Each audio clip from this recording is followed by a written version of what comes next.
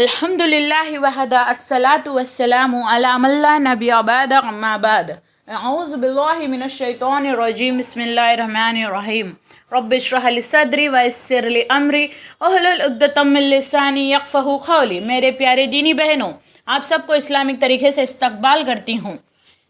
السلام علیکم ورحمۃ اللہ وبرکاتہ۔ میرا تقریر یہ ہے کہ قرآن کی اہمیت۔ سورہ نمبر 2 آیت 185۔ شہر الرمضان الذی انزل فیہ القرآن ھدی للناس وبینات من الہدی والفرقان۔ اس آیت میں اللہ تعالیٰ ارشاد فرماتے ہیں، ماہ رمضان وہ ہے جس میں قرآن اتارا گیا ہے اور جو لوگوں کو ہدایت کرنے والا ہے۔ اس میں ہدایت کی اور حق و باطل کی تمیز نشانیاں ہیں۔ مسلم شریف کی حدیث سے ہمیں پتہ چلتا ہے، حضرت ابو امامہ بیان کرتے ہیں، رسول اللہ صلی اللہ علیہ وسلم کو میں نے بیان فرماتے ہوئے سنا، قرآن کثرت سے پڑھا کرو، اس لیے کہ وہ قیامت کے دن اپنے پڑھنے والوں کا سفارش بن جائے گا۔ جو قرآن پڑھنے میں ماہر ہے اس کی فضیلت بھی الگ ہے۔ متفق علیہ کی حدیث سے ہمیں پتہ چلتا ہے، حضرت عائشہ رضی اللہ تعالیٰ عنہا سے روایت ہے، جو شخص قرآن پڑھتا ہے اور اسے پڑھنے میں ماہر ہے وہ قیامت کے دن نیکوکار فرشتوں کے ساتھ ہوگا، اور جو قرآن اٹک اٹک کر پڑھتا ہے اور اسے پڑھنے میں اسے مشقت ہوتی ہے تو اس کے لیے دگنا اجر ہے۔ آج ہم نے قرآن کو پس پشت ڈال دیا۔ قرآن صرف قسم کھانے کے لیے، جہیز جوڑوں میں دینے کے لیے، تعویذ بنانے کے لیے، لہو و لعب کے لیے رہ گیا۔ یہ قرآن ساری انسانیت کو ہدایت کرنے والا ہے، تو کیا یہ قرآن صرف مسلمانوں کو ہدایت نہیں کر سکتا؟ کیوں نہیں کر سکتا؟ ضرور کر سکتا ہے، مگر حقیقت یہ ہے کہ ہم نے قرآن کا حق ادا نہیں کیا۔ قرآن للکار کر کہہ رہا ہے، اے لوگو، تمہیں کیا ہو گیا ہے؟ تم کہاں چلے جا رہے ہو؟ آؤ میرے پاس آؤ، کامیابی ادھر ہے۔ مگر دنیا کی ہوس نے ہم مسلمانوں کو اتنا مشغول کر دیا کہ ہمیں ان کی آواز سنائی نہیں دیتی۔ آج مسلمانوں کے گھروں میں بے چینی، مصیبتیں، پریشانیاں ہیں۔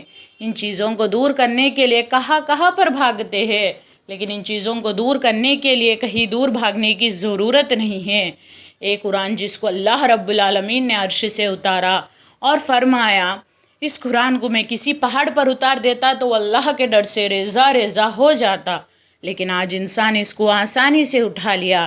ایک قرآن قیامت کے دن بھی اپنے پڑھنے والوں کا سفارش بن جائے گا۔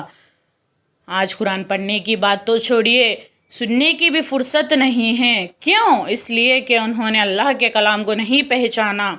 وہ چیخ چیخ کر کہہ رہا ہے، دلوں کا اطمینان چاہتے ہو تو سنو، اللہ کے کلام کو پڑھو، تمہیں سکون و قلب نصیب ہوگا، یعنی دل کا سکون نصیب ہوگا۔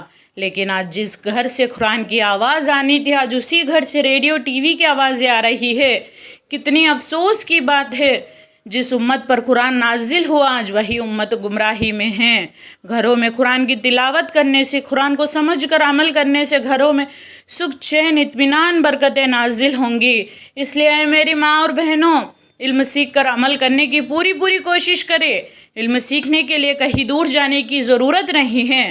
اللہ تعالیٰ نے ہمارے لیے آن لائن ڈپلومہ مدرسۃ الہدایات للبنات کے ذریعے سے ہمیں موقع عطا فرمایا ہے، کیونکہ مجھے علم سیکھنے کے بعد ہی صحیح زندگی گزارنے کا طریقہ اور قرآن کی اہمیت معلوم ہوئی۔